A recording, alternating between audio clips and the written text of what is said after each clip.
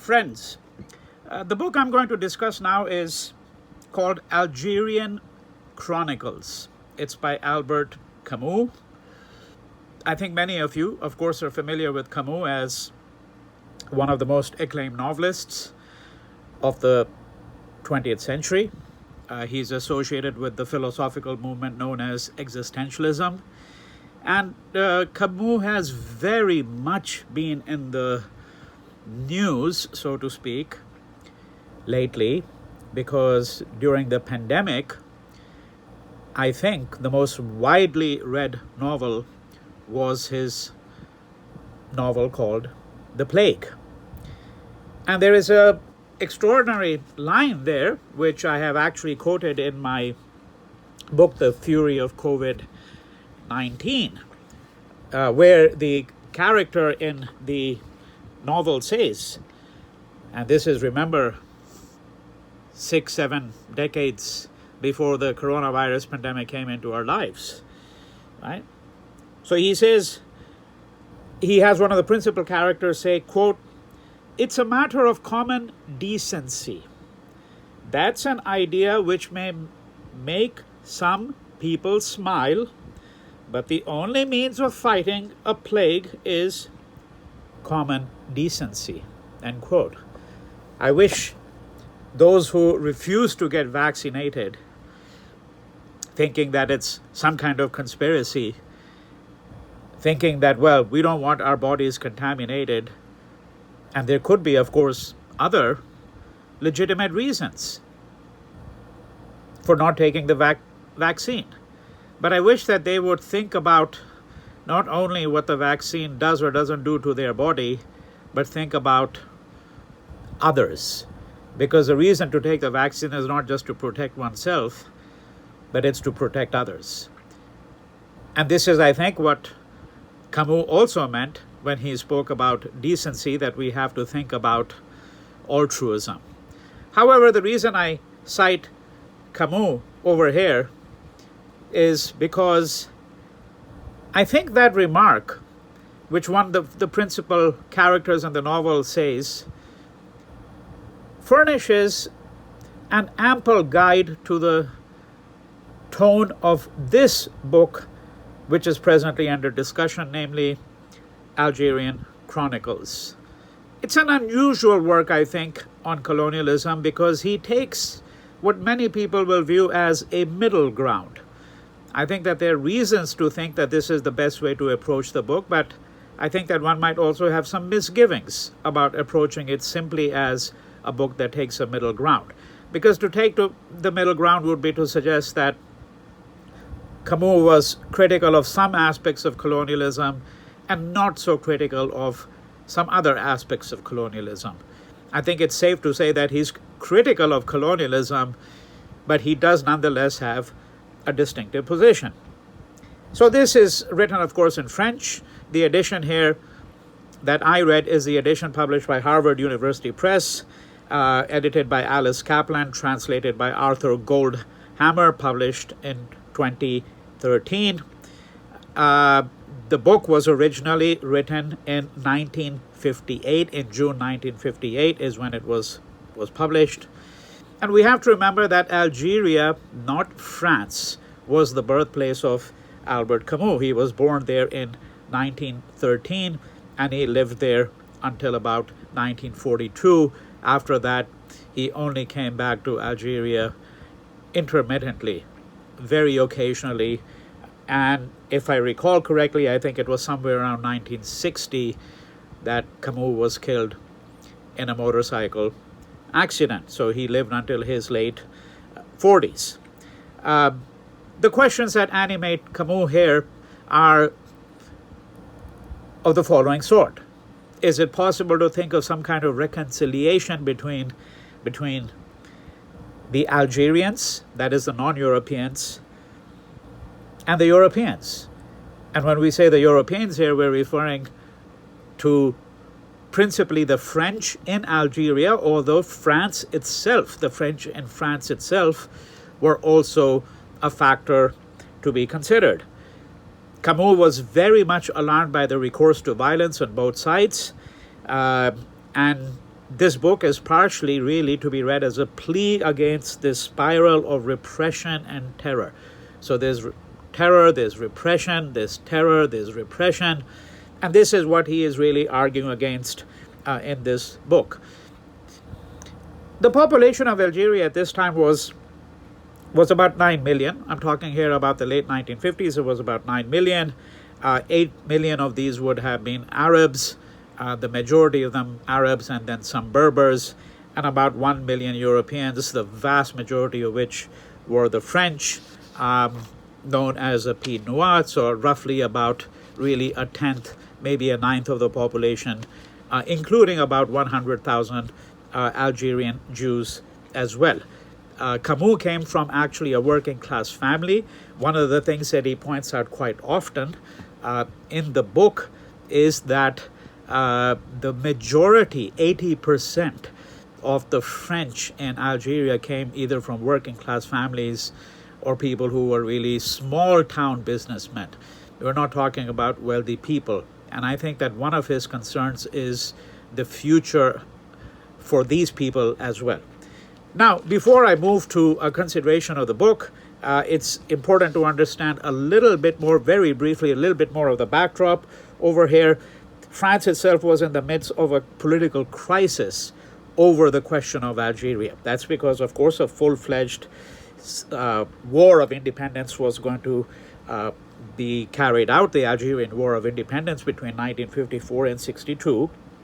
And in 1958, so in the midst of the war, we have what is called the fall of the Fourth Republic in France, and Charles de Gaulle is going to be brought back to power.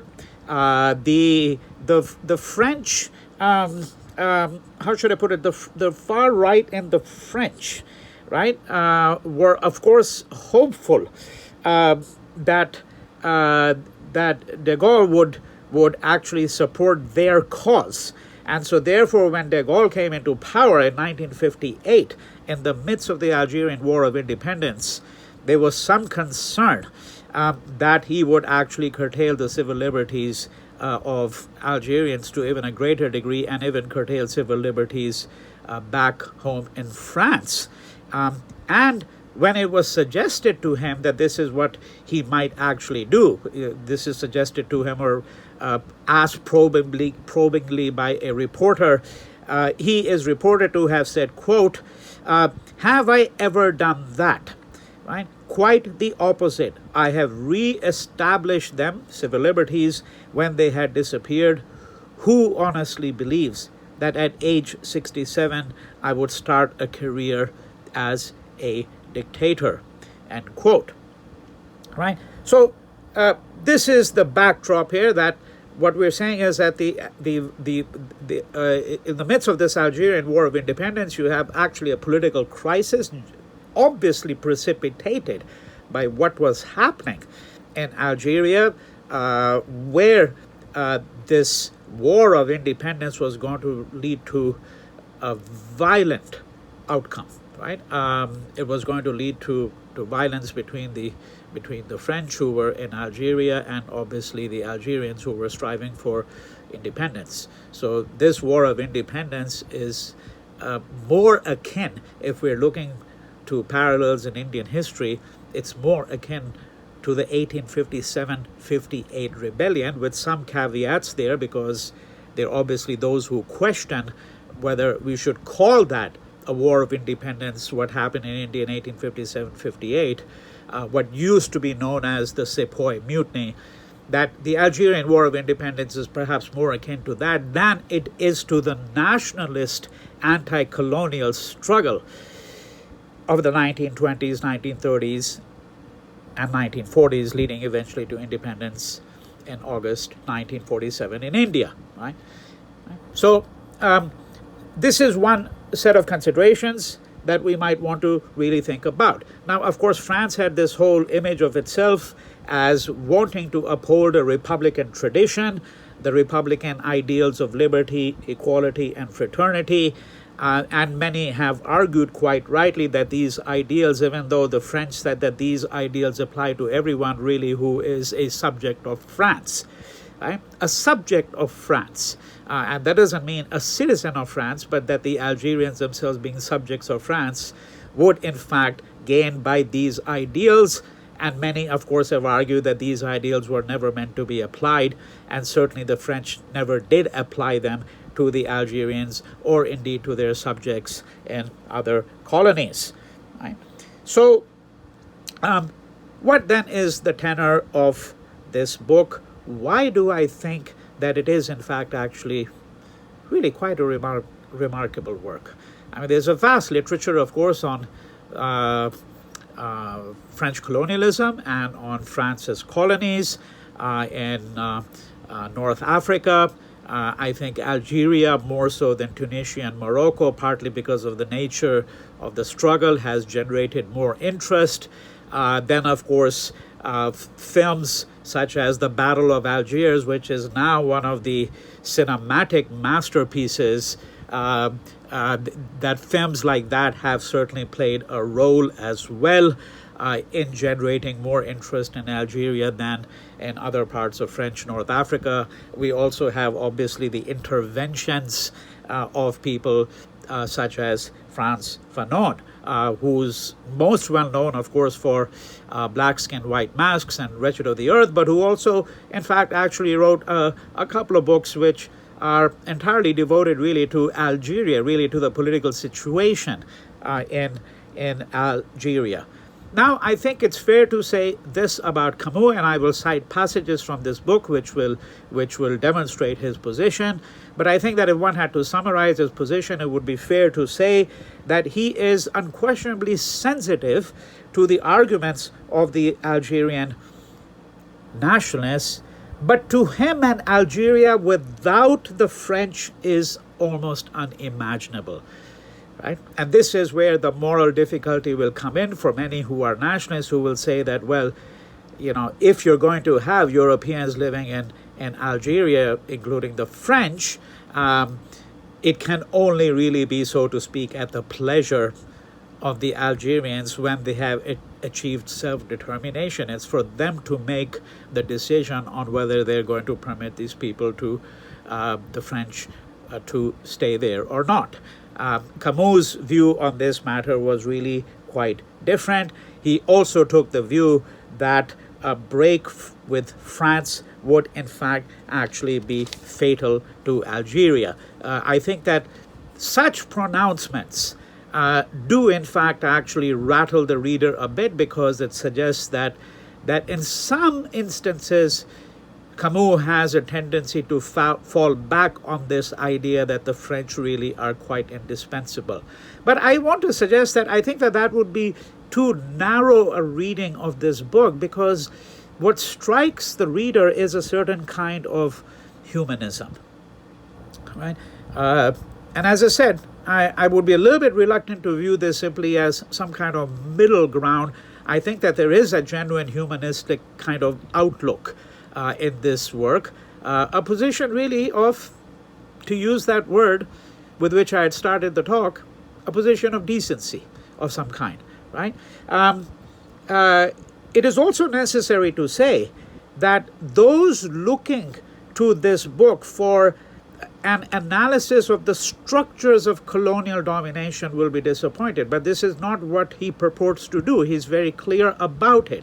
And what this book is really is it's a series of shorter pieces, including, in the beginning, a very lengthy section, very lengthy, that is comparatively speaking, because the book, once you take out the introduction and the translator's preface and all that, I mean, it's roughly about 150 odd pages.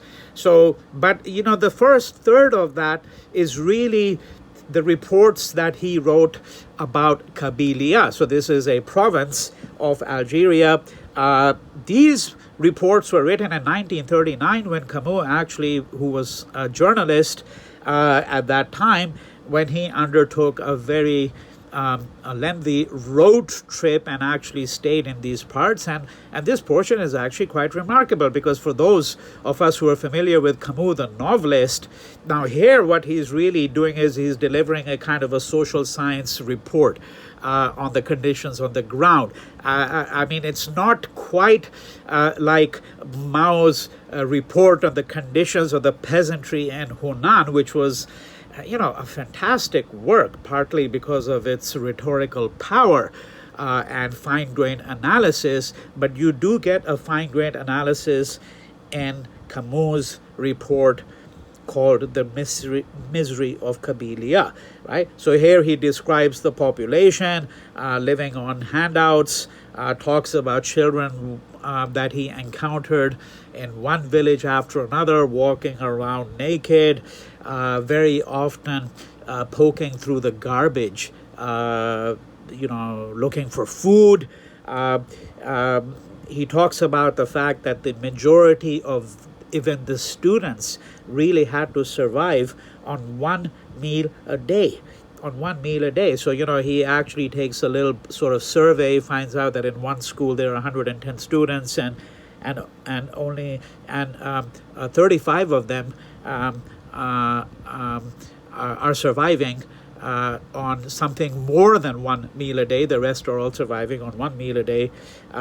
And he says that there are studies that show that 4/5 of the people living there are really destitute.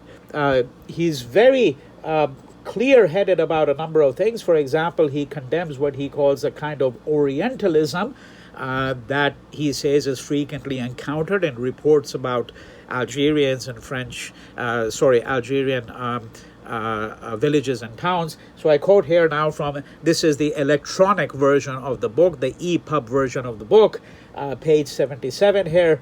And since the pagination can vary, so this is chapter 2, he says, I would like to dispose of certain arguments often heard in Algeria, arguments that use the supposed Kabyle mentality to excuse the current situation. These arguments are beneath contempt.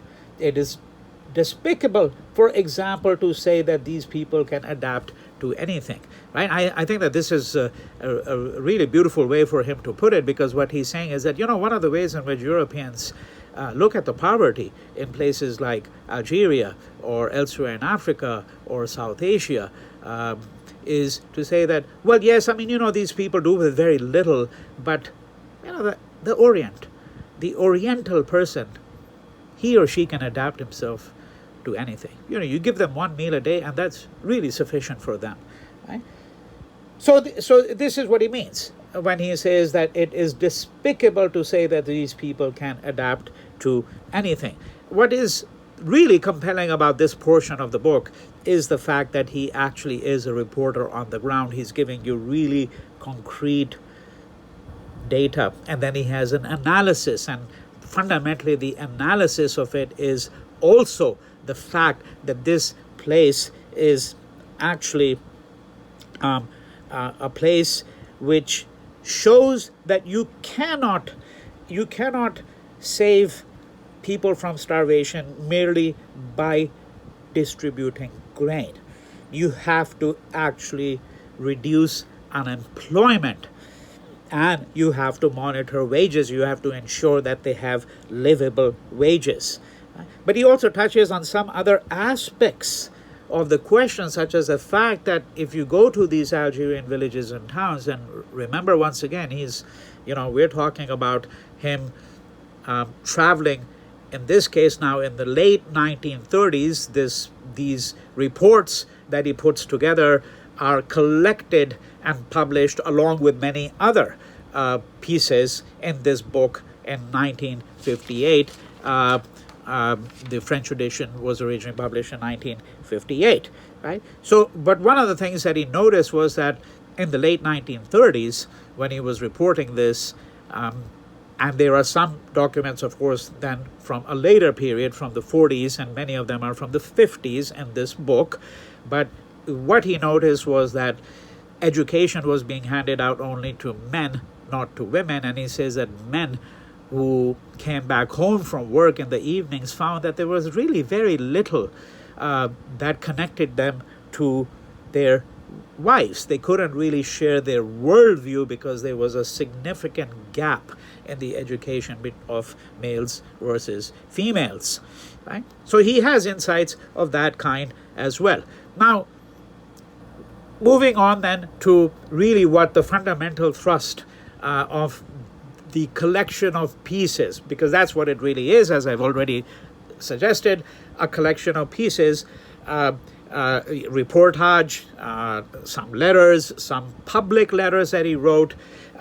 What he's interested in is this idea that, look, there is something in the Algerian War of Independence, there is something in the position of the Algerian nationalists that we have to recognize. We have to recognize what is owed to the Algerians. And in fact, one of the things that is owed to them, he says very clearly, is reparations. Reparations for the harm that we have done. Right? But he is also interested in the idea of what he calls the only acceptable future in this part of the world. What would that future look like? Right? So page 39, he says, the only acceptable future that remains to be achieved is a future in which, quote, France, wholeheartedly embracing its tradition of liberty, does justice to all the communities of Algeria without discrimination in favor of one or another. All the communities, and when he says all the communities there, he is including, of course, the French. And he says that, look, we have to understand that the French have been here for over a century. And this is really quite different than the position of the French in Morocco and Tunisia. And he suggests that these people, the French, in some ways are also the people of the soil, because he's referring to their working class population and the way in which they make their living. These texts summarize the position of a man, says the person who's writing the introduction, the preface. They summarize the position of a man who, having confronted the Algerian plight from the time he was very young, tried in vain to sound the alarm, and who, being long aware of France's responsibility in the matter, could not approve of either a conservative or an oppressive policy. Owing to a long familiarity with Algerian realities, however, I also cannot approve of a policy. My apologies. I made a little mistake. This is written by Camus himself. I cannot approve of a policy of surrender, which would abandon the Arab people to even greater misery, tear the French people of Algeria from their century-old roots, and do nothing but encourage the new imperialism that threatens the liberty of France and the West to no one's benefit. Right? Now, I will return to this subject, but a few more brief observations, and then I will conclude by returning to the question of how Camus positions himself. Right? What is also interesting is the general tenor of some of his other observations. Right? So, for example, when he suggests that it is better to suffer injustices than to commit them. The fact that he is unequivocal in condemning the violence on both sides. And the Algerian War of Independence was violent. The violence did not end in 1962 with Algerian independence, but that is not the subject of this book. Camus, of course, wasn't even alive to see any of that. He wasn't even alive, I think, if I recall correctly, died in 1960 to even see Algeria attain its independence. Right? And we know the aftermath, really even more or less into our times, has been very brutal in Algeria. Right? He is also very clear that the responsibility of intellectuals, such as himself, is to condemn the violence on both sides, and he is very concerned that this kind of response, so let me actually quote the passage, this is on page 49, that we should be very clear that the ground should not be ceded for a what can be called a moral and patriotic response at the same time, just to one side or the other. So he says, page 49, here he is describing both the right and the left. The paragraph begins with the description of, how the right looks at it, how the left looks at this question. The right has thus ceded the moral response entirely to the left, while the left has ceded the patriotic response entirely to the right. And I think those of us who reflect on this will notice that this is exactly the position in so many countries today. In so many countries today, you look at the United States, you look at India, right? The human rights, the moral response, as it were, comes really from the left, right? And of course, the right is constantly accusing the left of being anti-patriotic. In India, the phrase is anti-national. I mean, this has become part of the vocabulary that the Hindutva people have really put up now, right? There's really a new vocabulary. Some of it is not so new, but looked at it in totality. Right? And those of you who understand some of the Indian references would know exactly what I'm speaking about. The Tukre gang, as they refer to those people on the left who want to allegedly splinter the country into pieces, the Tukre gang, right? Or the Khan Market gang, the anti-nationals. This is what I mean by the new vocabulary, right? So what Camus is doing here again is wonderfully anticipating this split between the moral response and the alleged split, in any case, between the moral response and the patriotic response, because I think those on the left would reject the idea, of course, that they are in any ways anti-national. But nonetheless, it seems that the right wing has appropriated that view, that to us belongs the patriotic, response.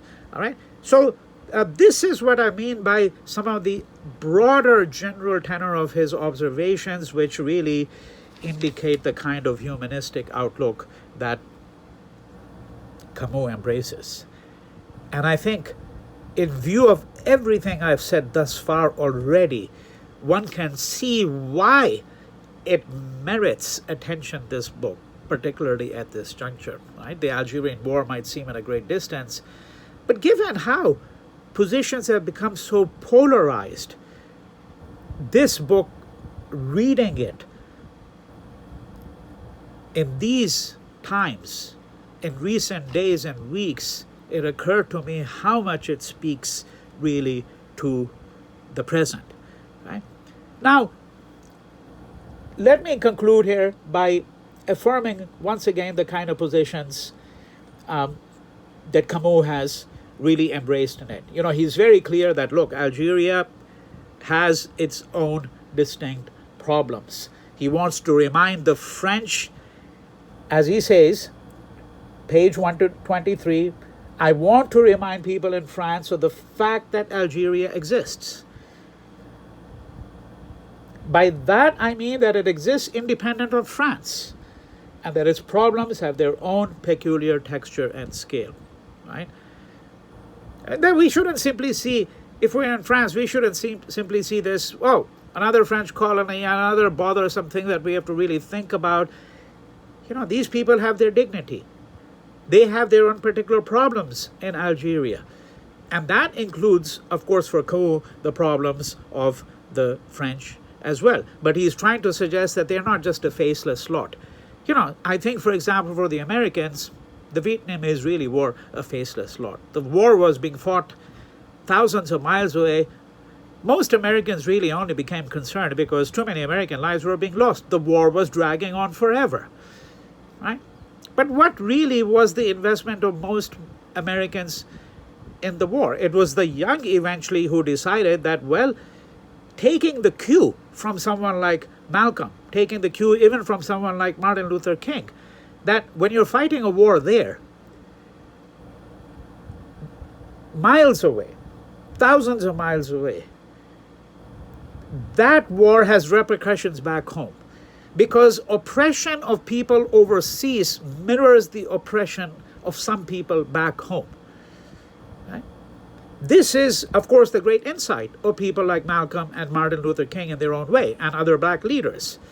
And Martin Luther King was really quite explicit about this in many of his speeches. And that's one reason why he turned against the war in Vietnam, and suggesting that well, it wasn't surprising that the Americans were using napalm in Vietnam, right? Carrying out atrocities there. It was not surprising considering the atrocities that they were carrying out against black people back in the U.S. itself. Right? So this is what Camus is really talking about when he's saying that, look, they're not a faceless lot, these Arabs. Let's think about it, right? And he then looks at French policies, he looks at the avowed policy of integration, the ideals of liberty, equality, fraternity, suggests that, well, frankly, this was never really applied uniformly in any case in Algeria, that they were French, and he's not being romantic about the French in Algeria, but that there were certainly some French who thought that this idea of giving French citizenship to all the subjects of France was something that was obviously not workable. And needless to say, the French in Algeria denounced any such ambition. Right? So, what I have referred to as the middle ground, let me look at a number of passages over here, right? And this is a letter from a letter. So this is chapter 14 of this book, Letter to an Algerian Militant. You said it very well, better than I will say it. Writes Camus, quote, "We are condemned to live together. The French of Algeria, who I thank you for pointing out, are not all wealthy bloodsuckers, have been in Algeria more than a century and number more than 1 million. That alone is enough to distinguish the Algerian problem from the problems of Tunisia and Morocco, where the French settlement is relatively small and recent. The French reality can never be eliminated from Algeria, and the dream that the French will suddenly disappear is childish." Right? And this is where, of course, I think, a person who's anti-colonial will pause and say that, well, here Camus is really going so far, right? But we have to ask ourselves, what does it really mean to be pluralistic, to be ecumenical, right? I mean, if you have had people living in a country for 150 years, do they have any rights, any claim to the country at all? If the French in Algeria really did claim it as their own, on what grounds did they do so? Right? By the same token, there is no reason why 9 million Arabs should be forgotten on their own soil. And here again we have to pause, because is it really comparable? And I think that this is where we have to say that, well, there is certainly ample room for debate and discussion. I think in countries that have been colonized, this position that Camus is embracing would be very difficult to really accept, right? The dream that the Arabs can be forever negated, silenced, and subjugated is equally insane, right? And we also have to ask whether the violence committed by the FLN, right, that is the National Liberation Front, which was the main organization carrying out the War of Independence, whether the violence that they committed should be viewed as comparable to, or can be really seen as being equal to, the violence committed by the French colonialists, right? And I think that here again the lines would appear to be quite clearly drawn for those who are going to take a very staunchly anti-colonial position, right?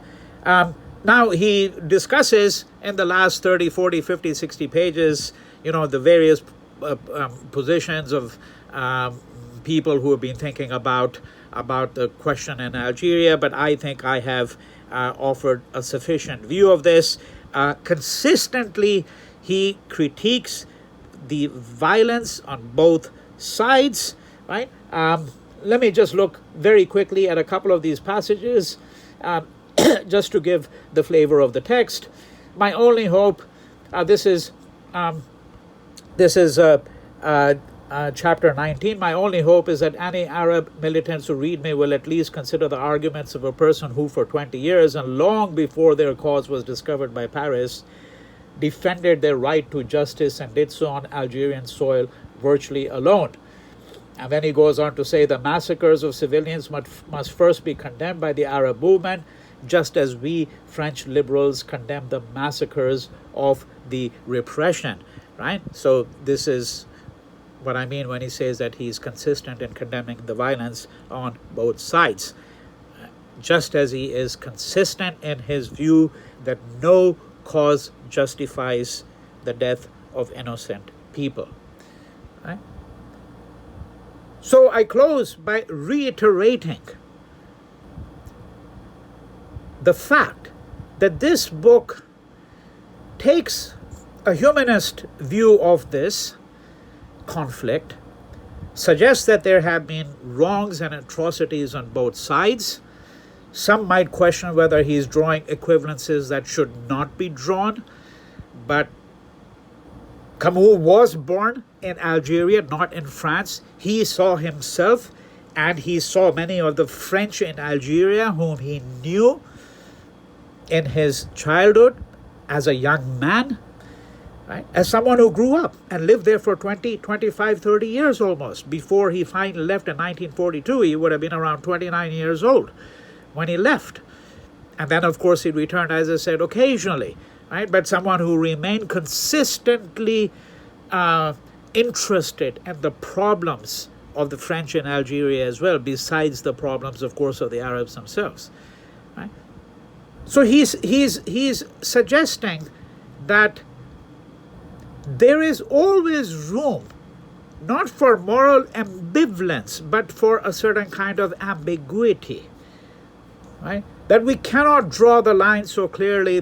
We cannot have a black and white picture of what has been happening in Algeria, and that there are difficulties with almost every position that one might possibly adopt. I think this book is a very interesting read, not only for what it says about what a major French European intellectual of the 20th century thought about the conflict in Algeria, but for all the kinds of hints that the book furnishes today to a sensitive reader of conflicts going on around the world, at a time when things seems to have become highly polarized in almost every country as well. Thank you.